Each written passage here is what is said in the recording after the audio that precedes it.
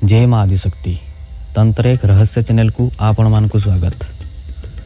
शत्रु विनाशक मंत्र आमे आमर पूर्वज मान जो माने मृत्युवरण कर सारी किंबा पितृलोक रे जो माने अछंती पितृदेव ताको माध्यम रे किपरि आमे आम शत्रुंको ठारू रक्षा पाइबा, शत्रु को किपरि दंडित करिबा बा शत्रु को किपरि दंड देबा किंबा शत्रुर सर्वनाश किपरि करि परिबा, चलंतु तार विधान आगु जानिबा।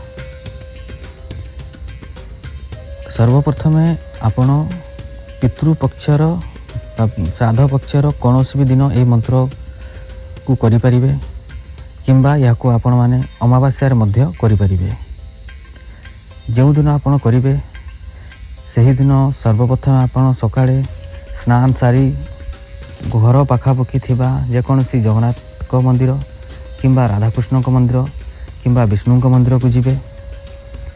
सेठारे आपण पूजा अर्चना करी आपण आपणकर मनस्कामना भगवान को जणाइबे एवं मार्केट रु गोटे गोटा नड़िया जार कता लगी थिबो, गोटे सालुकना भोजपत्र एवं गोटे कला पेन सांगरे नहीं आसिबे।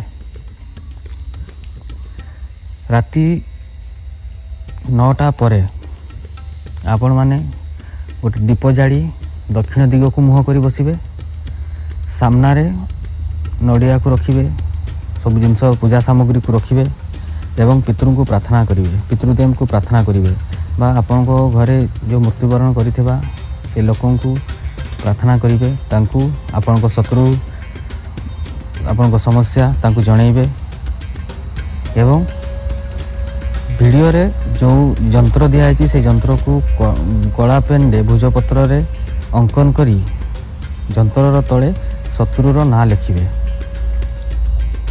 एवं से भोजपत्र को मोड़ी ताकू गोटे कला सूतारे बांधी देबे एवं नड़िया कता भितरे ताकू नड़िया कता भितरे भर्ती कर देबे। ताकू नहीं से नड़िया को आपण घरर दक्षिण दिगरे पोती देबे, माटी तले पोती देबे। जदि आपण घरे माटी नाही से पूरी गात करी ताकू पोतीबार तो आपण चाहिए फूल कुंडरे मध्य रखी ता ऊपर माटी देई ताकू रखी पारिबे। ताकू रखिबा को हबो केवल 3 दिन एवं 3 दिन परे ताकू से नड़िया को नहीं जे कोनोसी पाखापाखि श्मशान रे पकई दे आसिबे। यार किछि दिन परे ही शत्रुर सर्वनाश हेबा स्टार्ट हो जिवो, शत्रु ता निज समस्या रे निजे पड़ी जिवो आ आपन को ठारू से दूरिया को चेष्टा करिवो। किंतु मने रखंतु कहा को राग रखी यही प्रयोग करिवे नहीं, कहा को भूल रे उद्देश्य नहीं प्रयोग करिवे नहीं, नहले ए प्रयोग रो गलत इफेक्ट गलत परिणाम निज फैमिली उपरे पड़े, निज परिवार सदस्य को हैरान करे। तो भावी चिंती प्रयोग करंतु। आ सतरे जदि आपण शत्रु समस्या रे पीड़ित अछंती ताले आपण को पितृ आपण को निश्चय रक्षा करिवे। जय माँ आदिशक्ति।